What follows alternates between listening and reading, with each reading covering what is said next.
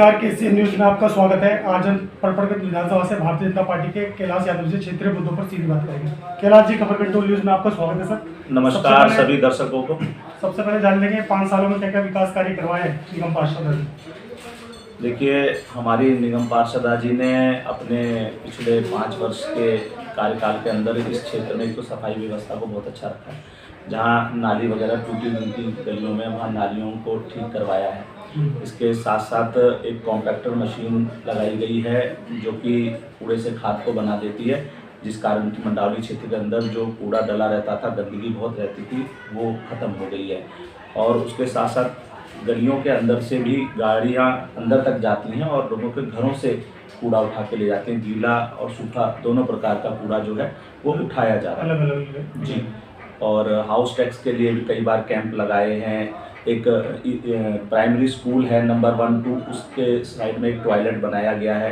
एक ये पार्क के पास वाला टॉयलेट है, इसको भी क्योंकि ये काफ़ी हालत इसकी ख़राब थी, इसको भी ठीक कराया गया है। जच्चा बच्चा केंद्र है सर आपके विधानसभा में? नहीं, जच्चा बच्चा केंद्र नहीं। तो किसी में प्रॉब्लम होती होगी, किस तरह सॉल्व आउट होता होगा? देखिए, बहुत स्थिति मंडावली जैसे घनी आबादी वाले क्षेत्र में बहुत स्थिति खराब है।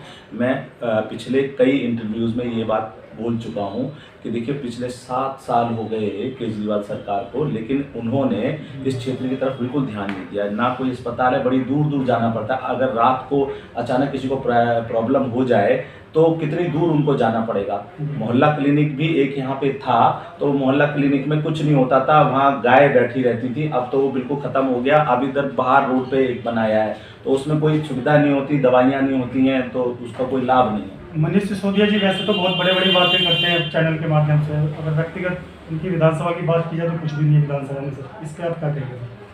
विधानसभा में तो कुछ है ही नहीं, पूरी दिल्ली में कुछ नहीं है जी। सिर्फ और सिर्फ मोटा पैसा दे करके चैनलों के ऊपर अपनी जो इमेज है और पार्टी की इमेज है उसको चमकाते हैं। मैं तो आह्वान करता हूँ ना, पूरे देश के लोगों से आह्वान करता हूँ कि वो दिल्ली में आकर के देखें कि दिल्ली की हालत क्या है। दिल्ली को जर्जर हालत में कर दिया है इन्होंने, सिसोदिया जी ने और केजरीवाल ने। दिल्ली की सड़कों की बुरी हालत है। दिल्ली में देखिए ना, दिल्ली में नए अस्पताल नहीं बनाए गए, दिल्ली में नए कॉलेज नहीं खोले गए, दिल्ली में नए के धक्के खाने पड़ते हैं। दवाइयाँ कहते हैं दवाइयाँ नहीं मिलती हैं, बाहर से दवाइयाँ खरीदनी पड़ती हैं। कहाँ जाएगा गरीब आदमी? जो सुख सुविधाएं दिल्ली की जनता को देनी चाहिए, वो सुख सुविधाएं देने में पूरी तरीके से ये नाकाम रहे हैं। सारा पैसा एडवर्टाइजमेंट में बर्बाद किया। हर चीज़ फ्री कहते हैं सर, इस पर क्या कहोगे? क्या फ्री दे रहे हैं? जो फ्री दे रहे हैं, पानी और बिजली फ्री की बात ये करते हैं। पानी तो आप देखिए ना, बिना आरओ के तो पानी नहीं पी सकते।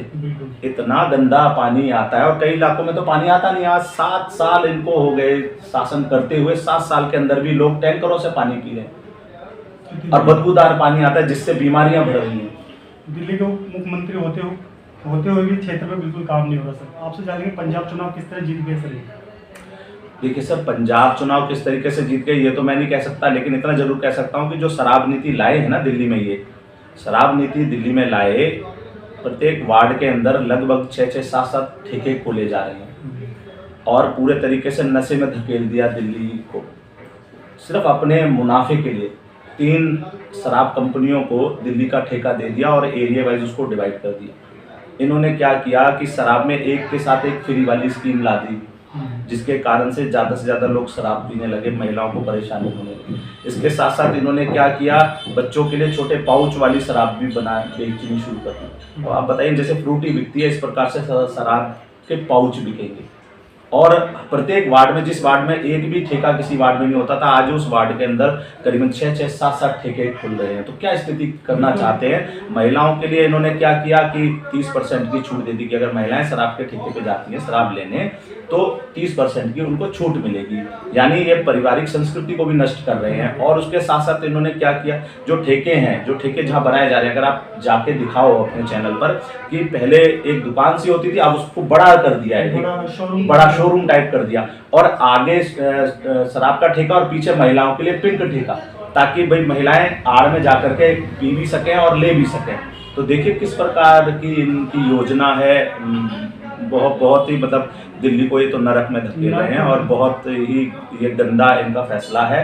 कैलाश जी आपसे ये भी जानेंगे, जिस तरह वो पंजाब जीते हैं, क्या लगता है पंजाब संभाल पाएंगे? साथ में पाकिस्तान बॉर्डर टच है। मेरा तो देखिए ईमानदारी से मानना ये है कि जब दिल्ली को नहीं संभाल पाए तो पंजाब जैसे बड़े स्टेट को कहाँ से संभालेंगे। पंजाब एक बॉर्डर स्टेट है, और दूसरा पंजाब में नशाखोरी बहुत ज़्यादा है, ठीक है। और आपको बताऊं कि ऑलरेडी पंजाब के ऊपर बहुत सारा कर्जा है।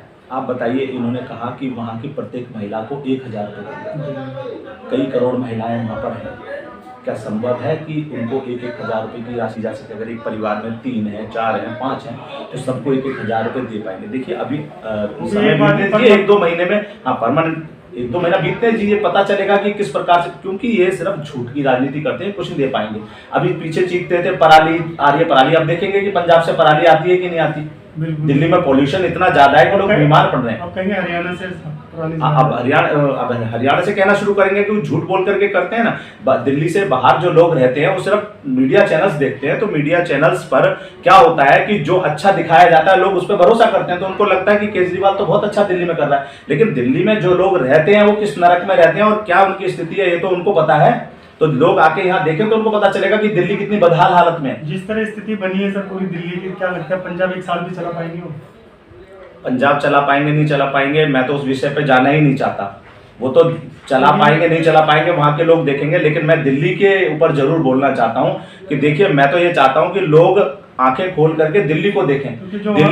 दिल्ली में जाम की गंभीर समस्या, जो 20 साल पहले होती थी जाम की समस्या, वैसी आज भी है। अगर हम 10 किलोमीटर 20 किलोमीटर जाए तो कई घंटों में पहुंचते हैं। तो दिल्ली की जाम की समस्या को सुधारने के लिए इन्होंने क्या किया? यमुना सफाई के लिए इन्होंने क्या किया? इन्होंने कहा था 1 साल में यमुना साफ कर देंगे। यमुना सफाई के लिए इन्होंने क्या किया? आप देखिए बिजली के बिल इतने ज्यादा आ रहे हैं। पहले जो 1 महीने का बिजली का बिल आता था, नहीं 2 महीने के बिजली के बिल जो आते थे 7-8 साल पहले, आज 1 महीने का बिल 10 गुना ज्यादा आता है। और आप देखिए बिजली का मीटर लगवाना कितना कठिन हो गया। अभी मेरे पड़ोस में एक व्यक्ति है, वो मेरे पास आया, वो कह रहा भैया मेरा सब कुछ ठीक था, फिर भी मुझसे 25,000 रुपए की डिमांड की गई। और एक था उसका मकान, तो बोल दिया कि इसकी हाइट इतनी है, नहीं लग सकता, उससे 2 लाख रुपए मांगे गए। तो कितना भ्रष्टाचार फैला रखा है। क्या केजरीवाल जी देख रहे हैं?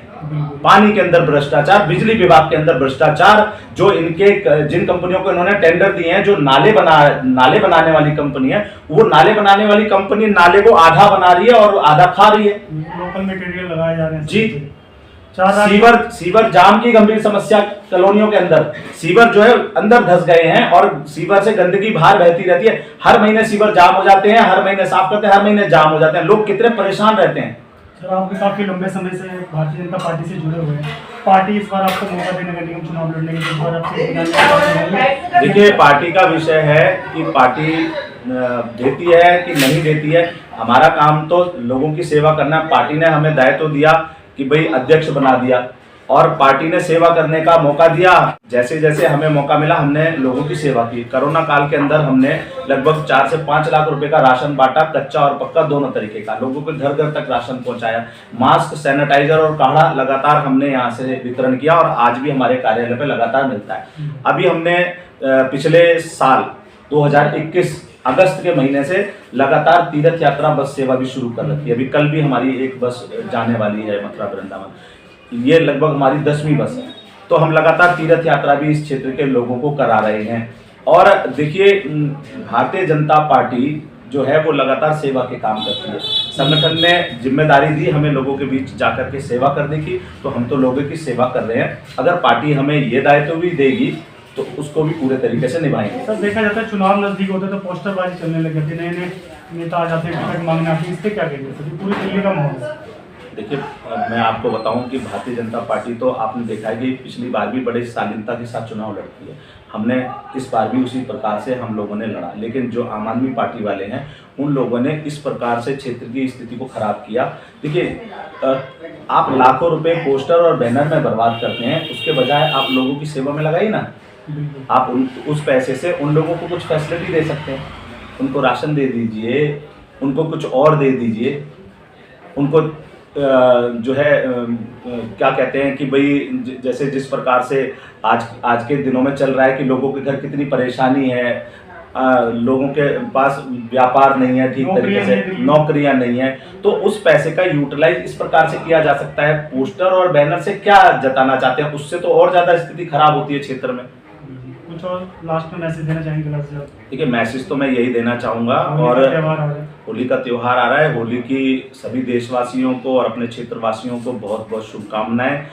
होली सबके लिए शुभ हो और सबके घर में खुशहाली लेकर आए। लेकिन मैं इतना ज़रूर लोगों को कहना चाहूँगा कि देखिए, हमारे देश में एक बड़ा ही ईमानदार और मेहनती प्रधानमंत्री है जो देश के लोगों के लिए और देश की तरक्की के लिए लगातार काम कर रहा है, और ऐसे प्रधानमंत्री बार बार नहीं मिलते। तो ऐसे प्रधानमंत्री को हमें मजबूत करना चाहिए और ये जरूर देखना चाहिए कि जो धूर्त लोग हैं, जो लोगों को गुमराह करते हैं और लोगों के घरों को बर्बाद करते हैं, ऐसे लोगों का कभी हमें साथ नहीं देना चाहिए। साथ उन लोगों का देना चाहिए जो अच्छा काम करें और सबकी सेवा में अपना लगाएं। योगदान दें। धन्यवाद सर।